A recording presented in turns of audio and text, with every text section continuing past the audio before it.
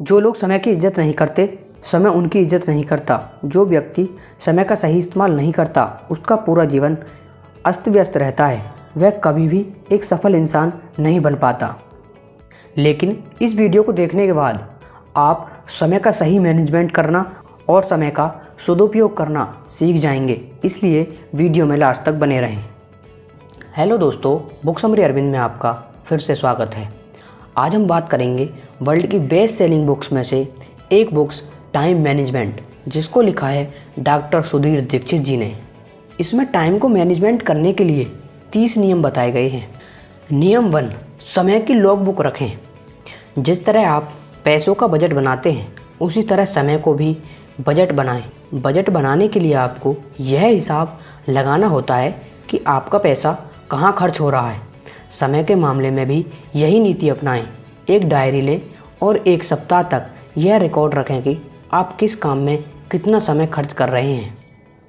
हम आपको इसे एक टेबल के हिसाब से समझाने की कोशिश करते हैं। आप इसे अपने टाइम मैनेजमेंट के हिसाब से बना सकते हैं।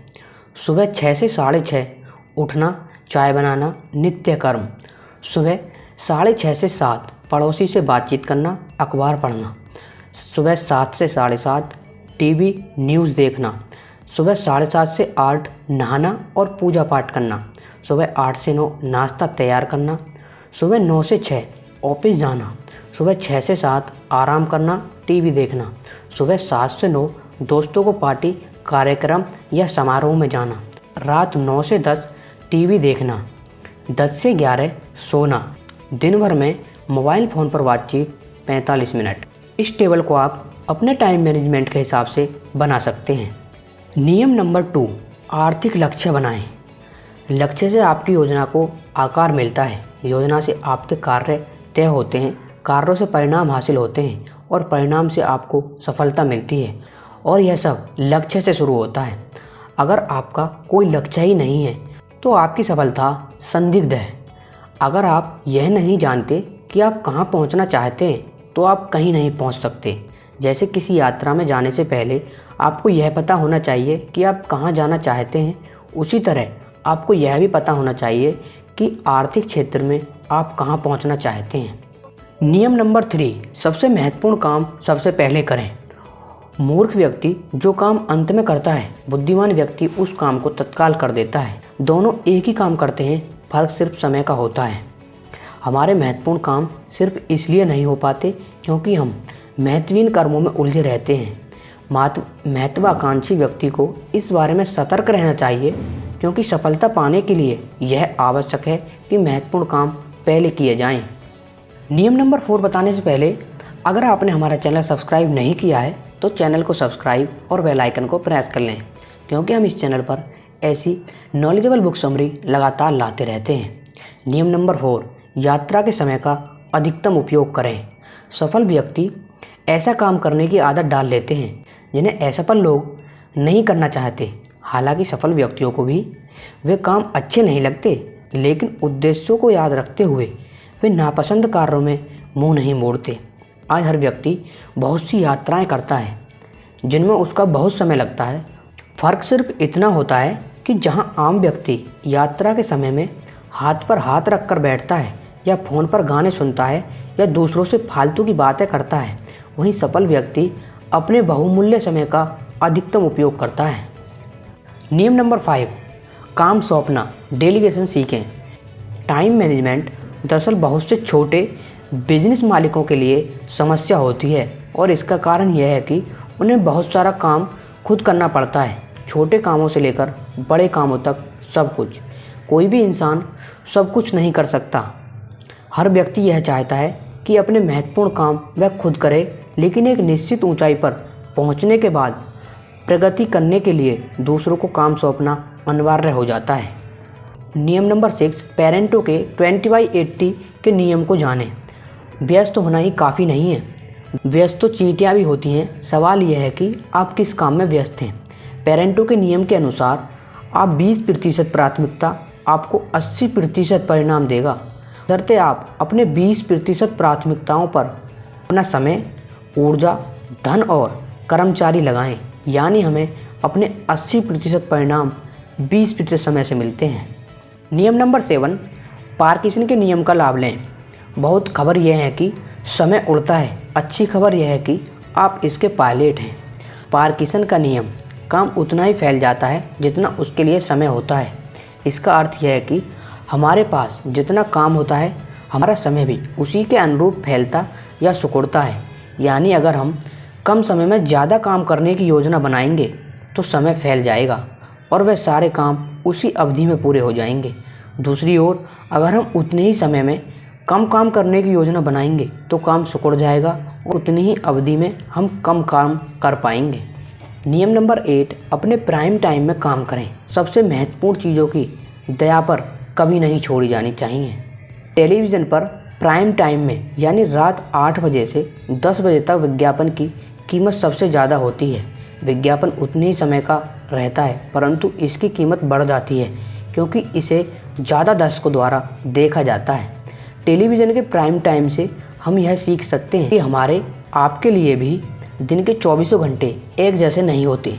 दिन के किसी खास समय आपकी ऊर्जा, विचार शक्ति, उत्साह और कार्य क्षमता बाकी समय की तुलना में अधिक होती है। यह आपका प्राइम टाइम है। नियम नंबर 9, स्वयं को व्यवस्थित करें। जो व्यक्ति 1 घंटा भी बर्बाद करने की हिम्मत करता है वह जीवन के मूल्य को नहीं समझ पाया है। अव्यवस्थित जीवन हमारे सामने कई मुश्किलें खड़ी कर देता है। इसमें एक मुश्किल यह है कि हमारा समय न चाहते हुए भी अनावश्यक रूप से बर्बाद होता है और दुखद बात यह है कि हम खुद ही इसके लिए दोषी होते हैं। नियम नंबर 10, टाइम टेबल बनाएं। हमारे पास समय की सबसे ज़्यादा कमी होती है परंतु इसी का हम सबसे ज़्यादा दुरुपयोग करते हैं। जिस तरह पैसे की बर्बादी को रोकने के लिए बजट बनाना ज़रूरी है, उसी तरह समय की बर्बादी को रोकने के लिए टाइम टेबल बनाना ज़रूरी है। ये टाइम टेबल हमने अपने हिसाब से मैनेजमेंट की है। आप अपने हिसाब से अपने टेबल को मैनेजमेंट कर सकते हैं। इससे आपको आइडिया मिलेगा। 8 घंटे नींद और स्नान, 2 घंटे नाश्ता, लंच, डिनर, चाय, कॉफ़ी इत्यादि, 2 घंटे टीवी सीरियल, टीवी न्यूज़, अखबार पत्रिका, पुस्तकें, 1 घंटे ऑफिस आना जाना, यात्रा में लगने वाला समय, 1 घंटे सामाजिक जीवन, 2 घंटे पारिवारिक जीवन, 8 घंटे कामकाज, नौकरी या बिजनेस। नियम नंबर 11, काम में जुट जाएं। समय के रेत पर कदमों के निशान बैठकर नहीं बनाए जा सकते। बेहतरीन लक्ष्यों और सर्वश्रेष्ठ योजनाओं के बावजूद आप असफल हो सकते हैं बशर्ते आप उन पर अमल न करें। कर्म ही वह जादुई तत्व है जो आपको स्थायी सफलता दिलाता है। नियम नंबर 12, अपनी कार्य क्षमता बढ़ाएं। कुशलता किसी बक्से में चीज़ों को पैक करने की तरह है। अच्छी तरह पैक करने वाला बुरी तरह पैक करने वाले की तुलना में 2 गुनी चीज़ें पैक कर सकता है। यदि आपको टाइपिंग आती है तो उस वक्त को याद करें जब आपने पहली बार टाइपिंग शुरू की थी। तब आप कितनी तेज़ी से टाइप कर सकते हैं, शायद 5 शब्द प्रति मिनट, और अब क्या स्थिति है, शायद 30 शब्द प्रति मिनट। ज़मीन आसमान का फ़र्क। ऐसा क्यों? क्योंकि आपने टाइपिंग सीखी, आपने निरंतर अभ्यास किया, आपने शॉर्टकट कीज़ का उपयोग किया, जिसका नतीजा यह हुआ कि आपकी टाइमिंग की गति बढ़ गई। समय के क्षेत्र में भी आपको यही करना है। यहाँ भी आपको अपनी कार्य क्षमता बढ़ाना है ताकि आप उतने ही समय में 2 गुना काम कर पाएँ। नियम नंबर 13, डेडलाइन तय करें। अगर आखिरी मिनट की डेडलाइन नहीं होती तो बहुत सारी चीज़ें कभी नहीं हो पाती। डेडलाइन यानी आखिरी समय सीमा। डेडलाइन दरअसल पुराने ज़माने में किसी जेल के चारों ओर खींची उस लाइन को कहा जाता था जिसके आगे जाने पर कैदियों को गोली मार दी जाती थी। आजकल डेडलाइन पार करने पर आपकी जान तो नहीं जाती, लेकिन आपकी प्रतिष्ठा और करियर में तरक्की के अवसर जरूर चले जाते हैं। इसलिए डेडलाइन को गंभीरता से लें। नियम नंबर 14, समय खरीदना सीखें। 1 इंच सोने से भी 1 इंच समय नहीं खरीदा जा सकता। आप पैसेंजर ट्रेन से यात्रा करना पसंद करते हैं या सुपरफास्ट ट्रेन से? देखिए, पैसेंजर ट्रेन की यात्रा में समय ज़्यादा लगता है लेकिन किराया कम होता है। इसकी यात्रा वे लोग करते हैं जिनके पास समय ही समय है दूसरी ओर व्यस्त लोग सुपरफास्ट ट्रेन से यात्रा करते हैं क्योंकि उन्हें समय की कमी रहती है और वे बेचे हुए समय का सदुपयोग कर सकते हैं। बेहद व्यस्त लोग हवाई जहाज़ से यात्रा करते हैं क्योंकि उनका समय और भी ज़्यादा कीमती होता है। जिस व्यक्ति का समय जितना कीमती होता है वह उसे बेचने के लिए उतने ही ज़्यादा पैसे खर्च करने को तैयार रहता है। नियम नंबर 15, भावी लाभ के लिए वर्तमान में त्याग करें। हमारी दुविधा समय की कमी से ज़्यादा गहरी है। यह मूलतः प्राथमिकताएं तय करने की समस्या है। हमें इस बात का एहसास होता है कि हमने वे काम नहीं किए जो हमें करने चाहिए थे और वे कर दिए जो हमें नहीं करने चाहिए थे। समय के मामले में हम सभी के पास विकल्प होता है। हम चाहें तो इसका दुरुपयोग कर सकते हैं, हम चाहें तो इसका सदुपयोग कर सकते हैं, हम चाहें तो वर्तमान पल को मौज मस्ती में बर्बाद कर सकते हैं, हम चाहें तो वर्तमान पल को सुनहरे भविष्य की सीढ़ी बना सकते हैं, हम चाहें तो आलस में आकर न्यूनतम काम पर अधिकतम आराम कर सकते हैं, हम चाहें तो कर्म से अधिकतम काम करके अपने समय का निवेश कर सकते हैं। हर सफल व्यक्ति भावी लाभ के लिए वर्तमान समय का निवेश करता है। जिस तरह कंपनियां भावी सफलता के लिए पूंजी का निवेश करती हैं, उसी तरह व्यक्ति भावी सफलता के लिए समय का निवेश करते हैं। नियम नंबर 16, निश्चित समय पर काम करें। हमारे शरीर में एक घड़ी होती है जिसे बायोलॉजिकल क्लॉक कहते हैं। जब आप निश्चित समय पर काम करने की आदत डाल लेते हैं तो आपका शरीर उसके अनुसार ढल जाता है। यदि आप हर दिन दोपहर 1:30 बजे खाना खाते हैं तो आपको उस समय अपने आप भूख लगने लगेगी। यदि आप हर दिन रात को 10 बजे सोते हैं तो आपको उस दिन अपने आप नींद आने लगेगी। यह बायोलॉजिकल क्लॉक है जो आपसे निश्चित समय पर निश्चित काम करवा रही है। बस आपको आदत डालकर इसमें चाबी भरनी पड़ती है। नियम नंबर 17, समय की बर्बादी के गुरुत्वाकर्षण नियम को जानें। आम अमेरिकी कर्मचारी के कामकाज में एक दिन में 50 व्यवधान आते हैं जिसमें से 70% का उसके काम से कोई संबंध नहीं होता। यदि आप हवा में छलांग लगाएं तो क्या होगा? पृथ्वी के गुरुत्वाकर्षण शक्ति के कारण आप नीचे आ जाएंगे। यही समय के मामले में भी होता है। जैसे ही आप कोई महत्वपूर्ण काम शुरू करते हैं वैसे ही बाधाओं की गुरुत्वाकर्षण शक्ति सक्रिय हो जाती है और आपको नीचे ढकेलने लगती है। वे आपसे कोई दूसरा काम कराने को कहेंगे, कोई आपसे मिलने आ जाएगा, किसी का फ़ोन आ जाएगा, बस आपको कोई अति आवश्यक काम थमा देगा।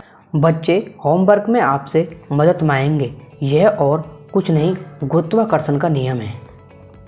दोस्तों, नियम नंबर 18 शुरू करने से पहले अगर आपने हमारा चैनल अभी तक सब्सक्राइब नहीं किया है तो चैनल को सब्सक्राइब जरूर कर दें और बेल आइकन को प्रेस जरूर कर लें। नियम नंबर 18, न्यूटन के गति के पहले नियम का लाभ लें। आप 10 मिनट में बहुत कुछ कर सकते हैं। यह 10 मिनट अगर चलें तो हमेशा के लिए चले जाएंगे। आप जीवन को 10 मिनट की इकाइयों में बांट दें और निरर्थक गतिविधियों में न्यूनतम समय बर्बाद करें। न्यूटन का गति का पहला नियम कहता है, जो चीज़ जिस अवस्था में है उसी में बनी रहती है जब तक कि उस पर बाहरी बल का प्रयोग न किया जाए। यह वस्तुओं पर ही नहीं, व्यक्तियों पर भी लागू होता है। आप जिस अवस्था में हैं उसी में रहेंगे जब तक कि बाहरी बल का प्रयोग न हो। यह बाहरी बल कहाँ से आता है? या तो दूसरों के दबाव से या फिर आपके अनुशासन से, आपकी स्वप्रेरणा से। नियम नंबर 19, यह महत्वपूर्ण नहीं है कि आपने कितने समय काम किया, महत्वपूर्ण तो परिणाम है। गति और प्रकृति में गफलत न करें। बच्चों को आगे पीछे हिलाने वाला घोड़ा गति तो करता है लेकिन प्रगति नहीं करता।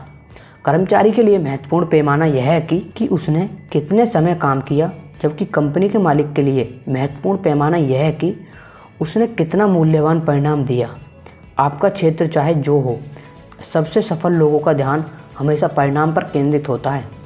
वास्तविक संसार में महत्वपूर्ण यह नहीं होता कि आपने कितने समय काम किया, महत्वपूर्ण तो यह होता है कि उसका परिणाम क्या निकला।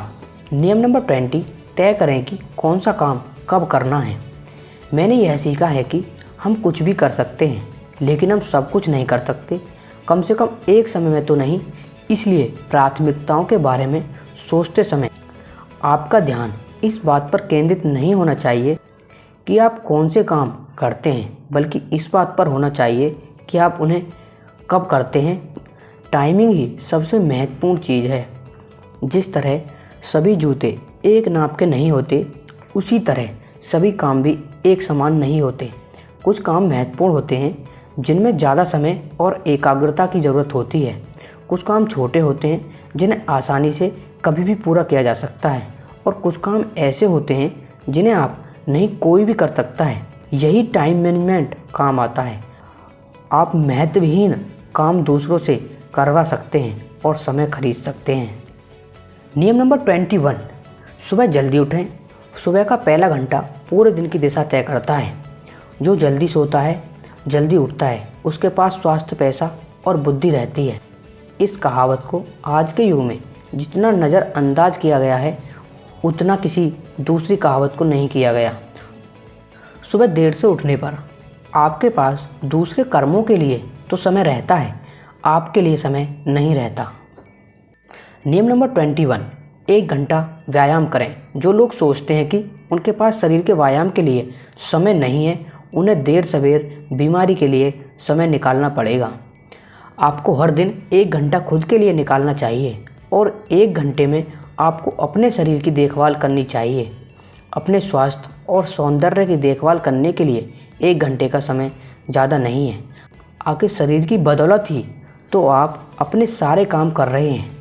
अगर यही स्वस्थ नहीं रहेगा तो आप इस सुंदर संसार का आनंद कैसे ले पाएंगे। नियम नंबर 23, टीवी के संदर्भ में सावधान रहें। इससे ज़्यादा निरर्थक कुछ नहीं है कि आप वह काम कुशलता से करें जो किया ही नहीं जाना चाहिए। टीवी के कारण आज जितना समय बर्बाद हो रहा है, उतना इतिहास में कभी दूसरी वजह से नहीं हुआ। टीवी के कई दुष्प्रभाव होते हैं, लेकिन हम यहाँ पर केवल समय की बर्बादी के बारे में बात करेंगे। एक सर्वे में यह पाया गया कि लोग हर सप्ताह लगभग 17 घंटे टीवी देखते हैं, यानी लगभग 2.5 घंटे प्रतिदिन। इसका मतलब है कि लोग हर दिन अपने पास उपलब्ध सक्रिय समय का 20% हिस्सा टीवी देखने में गंवा रहे हैं। नियम नंबर 24, मोबाइल का न्यूनतम उपयोग करें। गुमशुदा कल सूर्य उदय और सूर्यास्त के बीच के 2 सुनहरे घंटे, जिनमें हीरे के 60 मिनट जड़े थे। खोजने वाले को कोई इनाम नहीं दिया जाएगा, क्योंकि वे हमेशा हमेशा के लिए चले गए हैं। ज़रा सोचें कि कुछ साल पहले जब मोबाइल नहीं थे, तब भी हमारा जीवन अच्छी तरह से चल रहा था। यह भी विचार करें कि मोबाइल युग में कदम रखने के बाद हमारा कितना सारा कीमती समय निरर्थक चीज़ों में बर्बाद हो जाता है।